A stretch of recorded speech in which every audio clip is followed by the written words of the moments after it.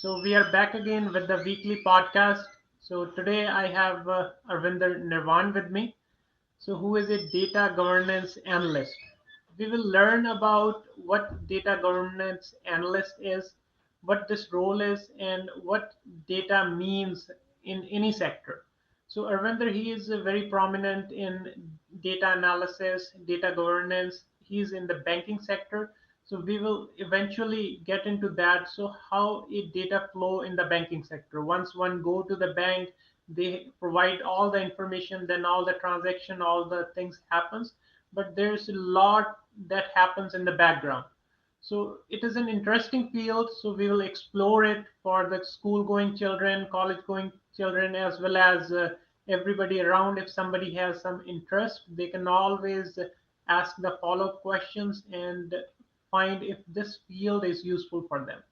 So now I request Arvinder to please introduce him. Thank you, Gurtej, for having me here. I've worked in the banking industry. Been working for banks for about 8 years now, uh, mostly around data roles, data analyst, business data analyst, and currently working as data governance analyst at Bank of the West. So Gurtej, there's not a whole lot to talk about me. So I think I'll just put an end to there. So yeah, that's about me. Yeah, no, thank you very much, Arvinder. So well, let's see what this role in a banking sector looks like, because data is everywhere, information is everywhere. If we enter our username, our name, our date of birth, and everything, that comprises of the information and data, and it is processed in every industry. So can you please share us with how a data analyst or governance analyst it looks like in a banking industry? Sure, Gurtej. I think the audience can see my screen now. So let me get started. Uh, really want to get started, Gurtej. You were saying, how does banking stuff looks from outside? All right. But let's start talking about from scratch. When you think about a bank, you think about a customer. You think about the bank itself. Most of us use online banking, right? That's our way to go, first preference. If it doesn't work, if something we need something else, we call the call center. We talk to someone from the bank, to discuss our accounts or get anything done. Or we could also go to the branch. Other thing, if we kind of think a little more deeper in what bank is, we may think about management. Yes, bank will have management. There'll be a back office. There are a whole lot of folks working in the background. And then there is a role that government agencies play. We sometimes read in the news, so and so bank got fined um, for multiple reasons. So there are government agencies who kind of keep an eye on the activities of the banks. So as an outsider, I think this is pretty much what we think of the bank, Gurtej. As we go forward, we would talk a little bit more about um, how does data kind of interact and flows within the bank's world, right? Um, Right. So from outside, yeah, it looks like there is a customer goes in the bank and they have the front end. They provide their credit card, debit card, or their information. Then everything is on the computer that is verified and the customer gets benefit from. So that I think that part is the data. So it is stored in warehouses, it is stored in servers where the front end who is helping the customer, they put in the information, they verify, authenticate so that the same customer gets the valued service from them. So now let's hear from you. So what that backend looks like. exactly. So in this picture, you see this all these people working in the branch. They have a monitor. Now let's clear the board again and um, talk about the data, right? And before we talk about the data, Gurtej, I want to talk a little bit about what data is. There may be people in the audience who are kind of new to that data concept. So I want to present an Excel analogy. That's what I like to call it. Let's see, we have Excel file. I think all of us have seen Excel file. I put some random data in this sample file. In an Excel file, we have a workbook, right? This whole thing. And then we have multiple tabs. I don't know if it's big enough. There are 3 tabs in this workbook. We have rows. They are like multiple rows. And we have columns. And the data actually gets stored in rows and columns in an Excel spreadsheet. And the reason I have it here, Gurtej, is because it's very similar to the relational database. That's one of the kind of databases we have, and we're going to use that as an example today. Um, right, this cylindrical shape is a universal model that is used to represent database. Within the database, there are schemas, tables, and within tables, there are rows and columns. And the reason I have this side by side is that a schema is like an Excel workbook pretty much. Table is similar to these tabs, and then we have rows and columns in database that stores the data itself. Therefore, the analogy, right? It's very similar. If you think about Excel, you know what exactly is going in a database. The only difference is in Excel, you can open an Excel sheet and see the rows and the columns. But in database, you cannot just open database and do the same. It's something that happens in the back end. You need some tools to go into the database and look at rows and the columns, basically, and the data. So we can say that all the Excel files, they are stored somewhere in a database. So what databases, so can you give some examples which prominent companies they have created the database and what are their names and what kinds of variety we have in the industry for the database? Yeah, so like anything in the market, Gurtej, there are so many kinds, right? The most commonly used in banking industry is Oracle database and Microsoft SQL Server. Um, Really, the Oracle, um, and it gets fancier. There are companies out there who has lots and lots of data. Typically, retail companies like Walmart, right, or companies that capture a whole lot of customer data. They move on to things like Hadoop, big data. Uh, Banking industry usually Oracle. To your question, there are multiple brands for database as well. And my experience, because I work in banking industry, is mainly in Oracle. So they are stored somewhere in the hardware devices like in the big cabinet infrastructure or how this information where it is normally stored. That's correct. So you rightly said that this data is stored in servers, which is pretty much like computer, but it doesn't have screen and all the good stuff that we use to access the computers, right? So that's where the database is.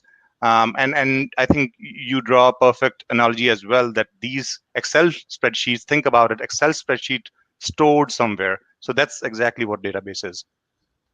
So, Ravinder, if we talk about, so now there's lots of information. So you are sharing with us from the banking sector. You mentioned Walmart, Facebook, everything has the information. They have to be stored somewhere.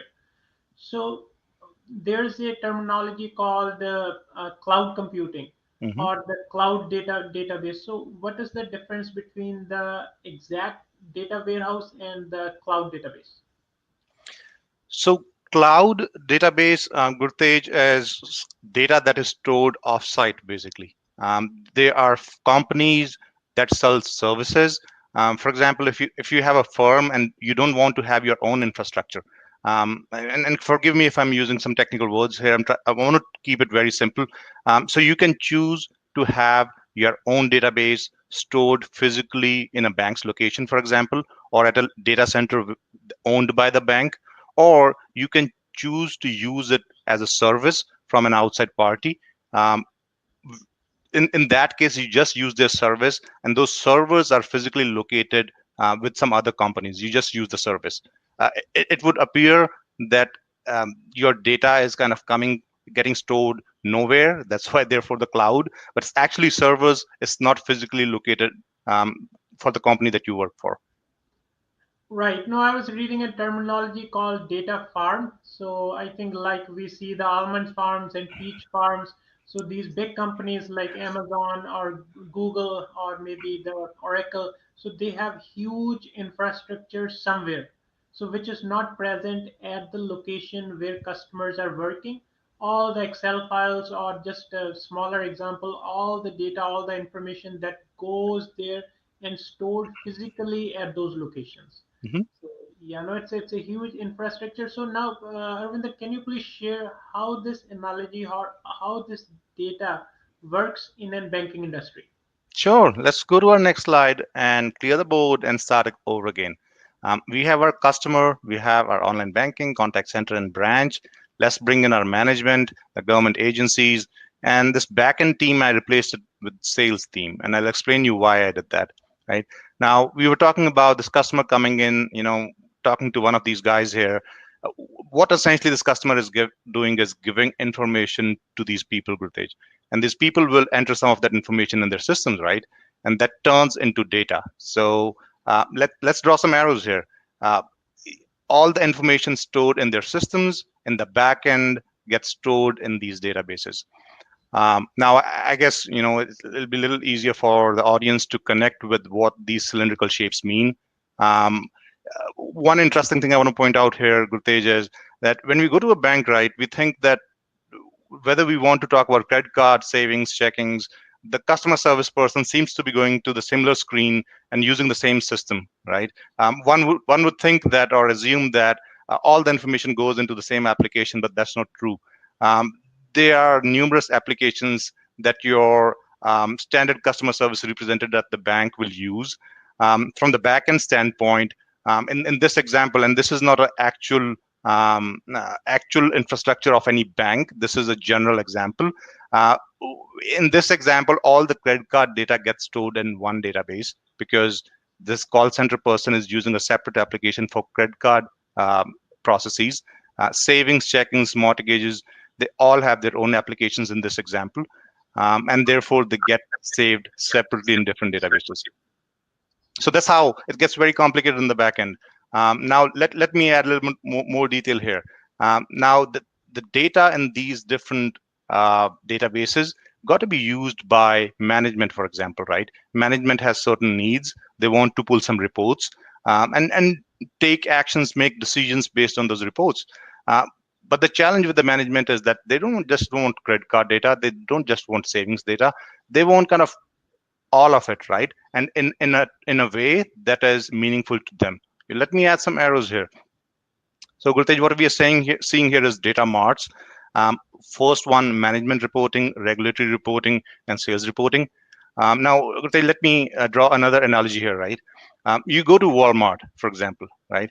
You go to clothes section, you'll see one whole section for the kids, one for the men, adults, for women, and in the kids sections, you'll get everything for the kids, right? For their shirts, their pants, their PJs, their shoes, and everything, right? Um, if you take a step back from Walmart to their warehouse, you could imagine that that's not how the clothes will be stored in the warehouse, right? Back in the store, probably they are stored by the brand. All the Levi's stuff at one place, and all the by brand, maybe they'll definitely have some other way to organize it, right? Right. But at the point when it hits the floor of a Walmart, it gets reorganized, Gurtej, in a way that it makes it easier for the consumers to buy and look for it, right? This is exactly, Gurtej, what is happening here. Uh, the same data gets reorganized in a way that is meaningful and useful for the management in the first example, right? And again, government agencies, they ask the financial organizations all sorts of reporting. We'll give you some examples. They'll say, hey, any bank that has over 50 million of revenue, you need to send me your loan level data for all your loans, and then I want a high level summary of all your deposits and checking accounts. Just throwing out an example, right? Uh, in that case, data in these different databases is not going to work. So it has to be reorganized in a way that government agencies accept them, right? So we create another database here, reorganize the data. Then, as per the analogy, take all the stuff for the kids and put them at one place, right? So that's it's easier for the government agencies to understand it, and then create another one, same data, all of it reorganized for the management, and then yet another one for sales team because sales team will be interested in totally different dimensions, right? So let's create one for them. So in the back end, all this transformation and hops of the data happen all the time. And talking about hops, let's call it hop number 1, 2, 3, 4, 5. So in a very simple architectural diagram, Gurtej, we have these 5 data hops. And things get complex as data moves from one place to another. And that's where data governance analyst and data analyst role comes in. I'll take a pause here, Gurtej, to see if you have any question. Yeah, no, I'm kind of envisioning that in a small city there are multiple branches, in one branch there are many customers, and I would say in a whole country everybody has an account. So all this information has been stored in, so you showed us one Excel, so I'm envisioning, so every person's information is stored somewhere, and that's a huge information that has to give value as well. So they have to analyze it, the government has to oversee if the banking sectors they are providing adequate services to the customers, and the customers want to see that every customer is seeing what they need. So like there should not be a mismatch, there should not be a mistake. So it is very robust application or the infrastructure how the banking sector works. So now can you please share us what the role that data governance analyst, so what this role is about and Sure, how this role works in a banking sector? sure, you got it. Okay, so let's step back a little bit. We want to zoom in this management example. So we have the same architecture with the same 5 hops. Let's zoom in into this management part a little bit, right? Turns out management has some questions. They are looking at this fancy dashboard with some pie charts, their information, and they have a question. Now, that's kind of me for my bank. And the data governance analyst comes in and says, hey, I may be able to help. There are a number of things, Gurtej, that data governance analyst does, right? For now, I'm going to throw some fancy words out there, Gurtej, but in a moment, I'm going to explain in simple words what all of this is. So a data governance analyst would work on data definition, the lineage, in other words, the data hops, data accountability, data quality, and some other stuff. So I'll leave it to that. I want to go to the next slide, Gurtej, and talk about this in a simple English. Let me know if you have any question on this one, though. In this slide only data analyst, he's smiling, not everybody else. It seems because like a wonderful role. because he's the one with the answer, Gurtej. And it happens sometimes he does not have the answer, and that smile goes away very fast. That's Yeah, that's funny. Okay. Um, let's redraw the picture. Let's bring our management and the data governance analyst. The fancy words, the fancy terms I was talking about. Let's see this some conversation between the management and the data governance analyst, who, by the way, is still smiling. So the management is looking at the dashboard and saying that, hey, the total deposit balance that I'm looking at, does it include the frozen or the dormant accounts, or does it just include the active accounts? Right? The management is not sure. By the way, Gurtej, management in here is fully aware of all the hops and the transformation that data has gone through. So they want to make sure that along the data journey, nothing bad happened to the data, right? Um, right. Sometimes things go wrong, and what ends up going to the dashboards is totally wrong or doesn't add up. So therefore, the questions, right? In this case, data governance analyst goes says, hey, I created a data dictionary, which is a great source for all the definitions of what you're looking at your dashboard. Gurtej, I think both of us go back to the time. Um, we are from the time where we used to have little books called data dictionaries, and we would open the data, not the data dictionaries, the actual English dictionaries, right? So we would open the dictionaries and look for the meaning, right? Yeah. This data dictionary is very similar. So everything that these two folks are looking at their dashboards, all the data points, um, that dictionary would have the meaning, the definition of each of that term. And it's data governance analyst job to put that dictionary together, or his team. So that's one of the things that data governance do. Data governance analyst does. And when we say data definition, that's what it means. So a couple more things here, Gurtej. The management goes, okay, then where are these numbers coming from anyway? They want to know what's the source of these numbers, right? And the analyst says, hey, we have a lineage document that traces all the data hops. We talked about those 5 hops, Gurtej, and there is some documentation out there. There has to be one, because if these guys are looking at some numbers, there has to be a traceability back to its origin, right? In case there's a question, one should know where those numbers are coming from. That's another role for data governance analyst or data analyst, to put together a lineage document, which could be in Excel or in some kind of application, but essentially will tell you story of each hop that data has taken in its journey. So that's another thing. In data world is called data lineage. Right.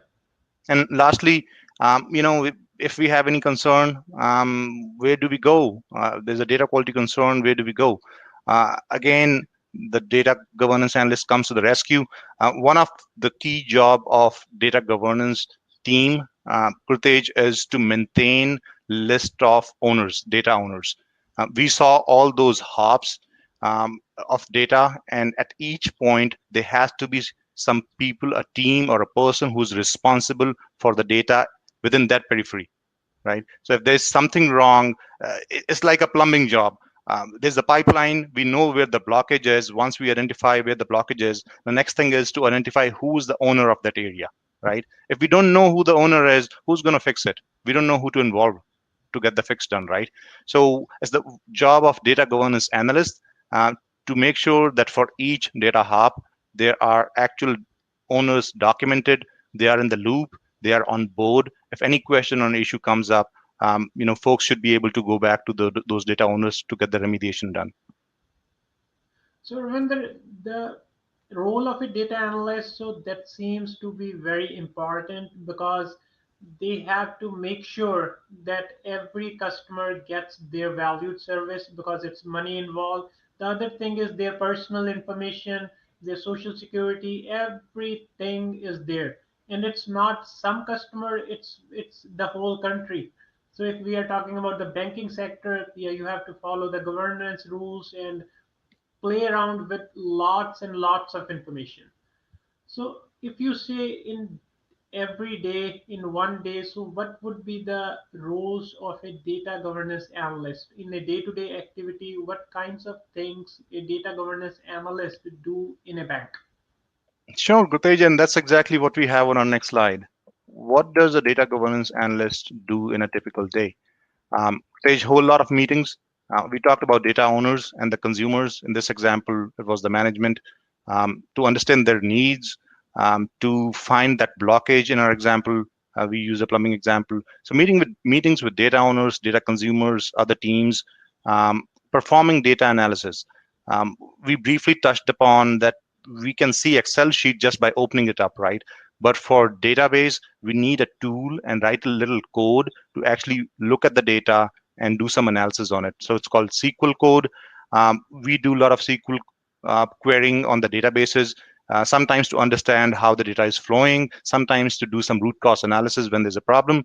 And then we review a lot of existing documentation, Gurtej. Uh,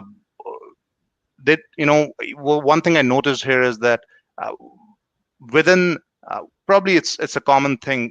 Uh, an average time a person stays in one job is around 2 to 3 years. That's what I would think. It's not a fact, but that's kind of my estimate, right?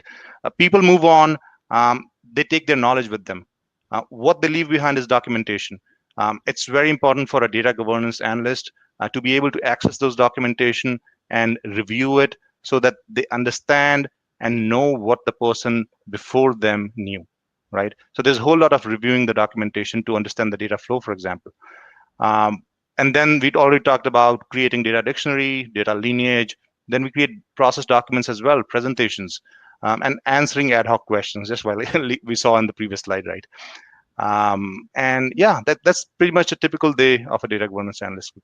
Yeah, so Arvinder, you mentioned a data like performance data analysis. So are there some tools involved to do that performance reporting like Tableau, Business BI, or what are the terminologies if some advanced listeners are listening to us? So what kinds of those tools are there in market?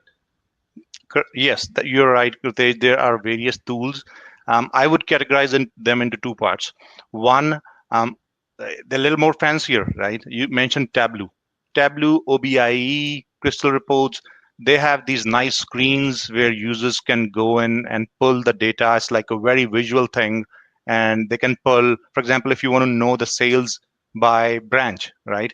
And you'll see a sales figure assigned there. You can pull that down, and then you'll see the branch written somewhere. You can pull that to your screen, and you will see a report generating right in front of you, right? So that's like giving a front end to someone to do some data analysis just by dragging and dropping. That's one way of doing it. And there are multiple tools. I named a couple of them, right? And the second way of doing it is to go to the backend directly. That's what data analysts or data governance analysts would mostly do. We don't usually use Tableau and dashboards. That's kind of for folks who are in the management, and they want to see summary of the data. They just want to see the information. But if you want to get your hands dirty with the data, you use tools like Toad, Oracle Developer. These are some tools that hook onto the database, those cylindrical shapes that we saw, and you write some pieces of code to pull the data out of it, and then you can export it to the Excel sheet. Or there is a little screen at the bottom where you can see those rows and columns, and then you can keep adding to the code to see the data, to slice and dice the data the way you want to do it. So these are two categories of tools that data governance analysts would use. Yeah, no, in a simple form, as you explained, I can say that information is out there, but it is in raw form. Hmm. So these tools, they help to allow somebody to make sense very quickly. So like if a company has to open another branch, like you mentioned about the Walmart, so it will give you how many kids clothing are there, how many, so every day, how many are used, so that they can plan, they can order ahead so that all their aisles are pretty much filled. So these tools are very useful as well. So then you mentioned about SQL. So what SQL is and what other kinds of tools are there in relation to that? So SQL, it has two meanings really, Gurtej. One is SQL as in language. Um, SQL language is pretty much like learning any other language. It's a way of talking to the computer and telling the computer, this is exactly what I want from the database. Pull it for me. So it looks like a code. If you have, or the audience has ever seen um, code written, a piece of code, it wouldn't make sense to an untrained eye. But if you have learned it a little bit, you'll be able to make sense of it. If you have ever seen a, a technician doing ultrasound, Gurtej, you would figure out that you don't see anything, but the person who's doing the ultrasound will be able to figure out what's where, right? That's exactly with the code. You write a piece of code. If your eyes are trained, you'll be able to read and see what exactly the code is asking the computer. So you write that code and you press execute, and then the computer will go to the database and pull out exact details that you asked for. So that's one way of doing it, and there are multiple languages. The most commonly used in banking industry is SQL, and then there are other tools where you don't have to write the code. I think we covered that. There's like more like dashboards, screens. You don't need to learn the code, but again, you are restricted to whatever that screen will let you see or pull. Right? The Right. code gives you more flexibility. No, I'm sorry, thank you. Gurtej, did I address your question? Oh, yes, absolutely, Ravinder. So thank you. So now we understand what a data analyst is, how data flows in banking sector, and what kinds of agencies or stakeholders they look at the information. So now, if somebody listening, like a school-going kid or a college-going student, or somebody who wants to make a transition to this role, if they are interested into, so how can they determine if this role is right for them? Yeah, that's a great question, Gurtej. Is this role or similar role, right? Is it right for you? I'll suggest do some research on the data concepts. If you find it even remotely interesting, I think you need to explore a little bit more. If you feel you find it interesting, the other question to think about is that, do you think you are good with creating documentation, because you have to do quite a bit of that? Do you like to interact with people? You actually need to interact with a lot of cross-functional teams in this role. If the answer to these questions is yes, Gurtej, I think there's a good chance that you're going to do very good job at this role. No, thank you very much, Arvinder. Sincerely appreciate it. And to our listeners, so we have learned so what information is. So there is a lot of information or data that flows in the back end, and how that information makes sense to somebody who is looking at from an analytical eye. So a data analyst role, it's very interesting. It's in the coming days, it's all information. Now it's a globally every information, whatever we enter, our name, social security, date of birth, everything is out there. And these organizations, companies, they use that information to target the audience. So if we say of election, if we say of a company like Walmart, Amazon, or in banking sector. So for that, I would request everybody to please explore more about this role. And if you have any questions, you can send us those questions. And Arvinder is always there. So he's somebody who we know and who is close by, whom you see on your day-to-day basis. So you can always ask questions for clarification. So with that said, I'll thank Arvinder. And Arvinder, if you have some parting thoughts with us, please share. Absolutely, Gurtej. I think you actually nailed it down. Any questions, please feel free to send it Gurtej's way or my way. Happy to help. And thanks for having me here, Gurtej. No, thank you very much, Arvinder, and I would thank everybody for listening. And please share the questions as well as share some thoughts. So, what kinds of topics you want to listen in future? We will be back with our weekly podcast with a professional to help you out, to educate, to engage you, and to instill some of the interest in you to explore new opportunities that are around you. So, thank you very much again. Thank you, Arvinder.